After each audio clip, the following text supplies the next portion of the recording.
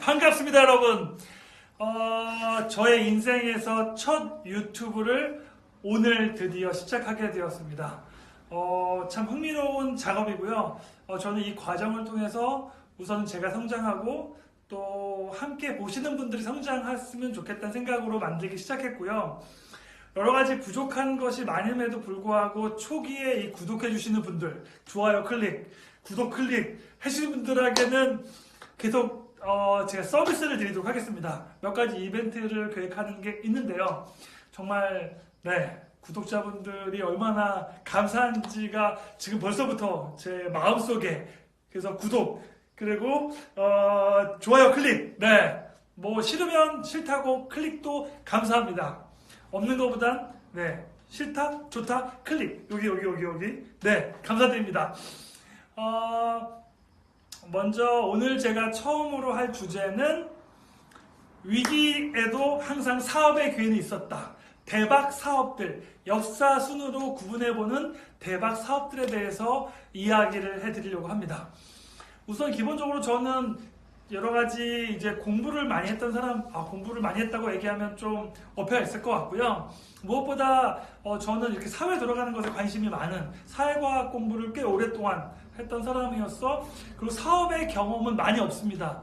그래서 어떻게 보면 사업에 대해서 얘기하는 것은 이번에 이렇게 매장을 운영하고 그러면서 이 사업 자체를 사실 시청자분들과 함께 공유하고 싶습니다. 그래서 매출도 공개할 거고요. 그리고 실제로 얼마나 비용이 나가는지도 공개할 예정입니다. 그래서 함께 만들어가는, 여러분들이 정말 단순히 시청자가 아니라 내가 그러면 운영한다면 어떻게 운영하겠다, 이런 아이디어도 너무 좋고요. 여러분들에게는 간접 경험의 기회를 제공하고 또 저에게는 여러분들의 아이디어를 통해서 뭔가 유튜브를 통해서 함께 공감하는 매장, 함께 운영하는 사업, 이런 컨셉을 만들고자 합니다. 여러분들이 도와주시면 가능할 것 같고요. 이런 시도는 저한테는 처음이니까. 기본적으로 오늘 얘기할 거는 정말 제가 주변에 만났던 분들 중에서 정말 대박을 쳤던 사람들, 그리고 대박을 쳤던 그 이야기들을 통해서 제가 또 실제로 이제 페이퍼로 확인했던 그런 내용들을 공유할 건데, 첫 번째는 제가 경험했던 것 중에서 정말 돈이 되는 사업이라고 한다면 제 기억에 첫 번째 남는 사업은 PC방 사업이었습니다. 일부 유튜브는 제가 이 유튜브 링크를 알려드리는데 이렇게 지금도 여전히 그 PC방 사업이 괜찮다라고 얘기하시는 분들도 있어요. 지금이 괜찮은 이유는 PC방 자체에 대한 비용보다도 실제로 PC방 운영에 기회비용이 덜하고, 그리고 이제 부가적으로 이제 음식 나가는 거라든지 그 다음에 여러 가지 기타 서비스를 통해서 실제로 수익을 내고 있다라고 하는 분들이 일부 있지만, 실제로 이것으로부터 20년 전 혹은 25년 전으로 돌아가면 사실 그 당시에 PC방은 엄청난 노다지였습니다. 오늘 제목 나왔네요. 노다지 사업. 삥, 보이시죠? 노다지 사업. 노다지 사업이었습니다. 얼마나 노다지 사업이었냐면, 그 당시만 해도 제가 어릴 때는 오락실이 정말 있었고, 오락실에서 오락을 하다가 어느 순간 486 컴퓨터와 펜티엄 컴퓨터가 나오기 시작하면서 소위 말하는 이제 PC방이라는 개념을 처음 도입됐을 때, 그래서 온라인으로 그 인터넷이 막 활성화되면서 온라인으로 게임하는 것이 그 당시 개인 퍼스널 PC가 많이 보급된 이후이긴 하지만 어쨌든 그렇게 처음으로 만들어진 다음에 실제로 초창기에는 진짜 PC방을 해가지고 쪽 대박을 본 사람들이 많고요. 물론 PC방 운영 자체도 돈을 많이 벌었고요. 무엇보다 그 권리금, PC방을 넘기면서 제가 들었던 사례는 한 3천만 원? 이런 식으로 해서 그 당시 3천만 원이면 어마어마한 돈인데 3천만 원, 5천만 원, 1억 이런 얘기도 들었거든요. 그런 것처럼 초창기에 했던 사람들은 엄청나게, 그리고 또 타이밍이 좋게 빠진 사람들, 그 PC방을 넘기고 빠진 사람들은 어마어마한 부를 얻었더라고요. 그런 사람들 만나봤었거든요. 그래서 정말 사실 시대마다 그런 사업의 아이콘들이 있습니다. 나중에 제가 얘기할 사업의 아이콘도 물론 있으니까 이렇게 밑밥을 깔고 역사나 뭐 이런 얘기를 하는 거겠죠. 네. 그래서 그런 게 있고, 그 다음에 PC방 사업이 참 잘 났었는데, 그 다음에 최근까지도 사실은 PC방이 예전엔 되게 많았죠. 많이 줄었지만 줄어든 이유가 또 안 되니까 여러 가지 그 레드오션인 이유들이 또 있기 때문에 줄어드는 이유도 있고요. 지금까지도 너무나 많은 매장을 갖고 있지만 돈을 벌지는 지금은 어려워진 그런 사업 중에 하나가 뭐냐면 휴대폰입니다. 지금은 물론 스마트폰인데 옛날만 해도 사실은 저 때만 해도 제가 대학생 때는 삐삐를 가지고 다녔었거든요. 그래서 나이가 나오죠. 네. 실제로 이제 집 전화만 쓰다가 그 다음에 이제 삐삐라고 하는 것이 만들어졌다가 그 다음에 이제 PCS 폰이라고 해서 실제로 휴대용 전화기가 대중화되는 시대. 원래 그 당시 처음 나왔던 거는 카폰이 참 인기를 끌었죠. 물론 부자들만 이용할 수 있는 카폰이었습니다. 그것이 어느 순간 휴대전화, 그 당시만 해도 100만 원이 넘었는데 지금의 100만 원과 지금 제 기억으로 한 25년 전에 100만 원과는 차원이 다른 거였거든요. 저희 아버지가 사업이 잘 되실 때 휴대폰을 들고 다니시면서 굉장한 자부심을 느끼셨던 기억이 나거든요. 물론 휴대폰 요금도 통화 요금도 어마어마하게 비쌌습니다. 네, 아무튼 그렇게 휴대폰 정말 정말 원시적인 크고 그렇지만 카폰에서 휴대폰으로 왔다는 것이 자체가 엄청났고, 사실 그 당시만 해도 이 큰 휴대폰이 아주 슬림하게 작아지는 이 대중화 시장까지는 없었는데, 이 대중화 시장이 되면서 휴대폰 매장이 어마어마하게 커졌고, 그러면서 어마어마한 부를 확산하게 되었습니다. 왜 그러냐면요, 그 당시 휴대폰 같은 경우도 보조금 정책이라든지 이런 게 너무너무 많았고, 그리고 그 당시에는 굉장히 시장 확산시키는 시장이었기 때문에 실제로 제가 알기로는 그 핸드폰 요금 자체를, 그러니까 휴대폰 요금 자체를 그 물건을 구입하는 기기값으로 내는 것이 아니라 통신 요금으로 줬는데, 그 당시 이제 통신사들이 엄청난 경쟁이 있었기 때문에 그것을 이제 매장들에게 엄청난 수익을, 그래서 그 통화 요금의 몇 프로씩 매장들에게 주었거든요. 그래서 심한 경우는 진짜 주 단위로, 제가 듣기로는 아주 성대하게 했던 것도 아닌데도 불구하고 젊은 사람들이 많이 했던 사업이거든요.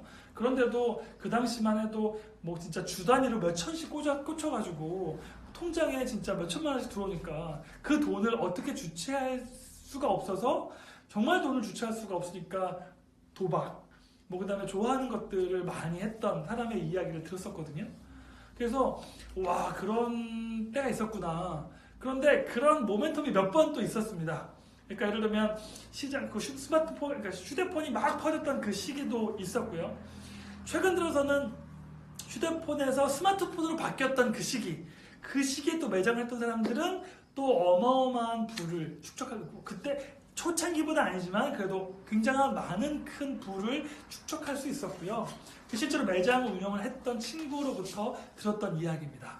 그래서 그 친구는 그때 번 돈으로 많은 그런 재정적인 자금을 확보할 수 있었던 친구였고요. 그래서 뭔가 새로운 기술이 나와서 그것이 대중화되는 그 시점에서는 어마어마한 부가가치가 창출되더라. 그래서 전통적인 시장, 제가 오늘 이 방송을 하는 이유도 자꾸 청년들에게 얘기하고 싶은 거예요. 전통시장에 머물러 있지 마십시오. 그리고 공무원 아니면 전통적인 시장에 기득권층이 너무 많아요. 돈이 많이 벌 수 있다 혹은 잘 된다라고 하면 기본적으로 사람이 붙어요. 사람이 붙는 순간 거기 안에서의 어떤 그런 싸움과 경쟁이 너무 치열해지고, 그리고 또 그 분야에 오래 있어야지만 성공할 수 있는데 젊은이들에게는 그런 기회가 별로 없습니다. 그래서 아까 앞에서 얘기했던 PC방이라든지 아니면 스마트폰 같은 그런 시장 같은 경우는 젊은이들이 진입하기가 쉬웠고, 최근 들어서 가장 핫한, 제 체감으로는 아주 핫한 여러 가지 것이 있는데요. 뭐 그냥 거론만 하면, 예전에는 닷컴 붐이라고 해서 인터넷 시장이 그랬고, 그래서 어마어마하게 붐업이 됐다가 또 많은 기업들이 망하기도 했었죠. 최근에 가장 핫한 건 블록체인입니다. 블록체인은 저는 메가 트렌드라고 보고 있고요.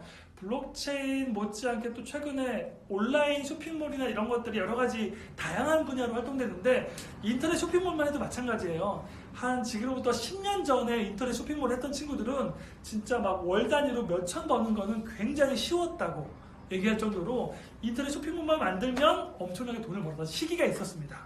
빨리 그 사업에 진입했던 사람들은 어마어마한 부를 축적했던 사람의 얘기를 들었습니다. 그런 것처럼 요즘에 또 핫한 거는 제가 느낄 때는 아마존. 그 아마존의 프로세스가 정말 대단하더라고요. 한국이나 뭐 이런 알리바바와는 차원이 다른 요 얘기도 저는 경험이 미천하지만 제가 필요에 따라서 그런 정보들을 공유하도록 하겠습니다.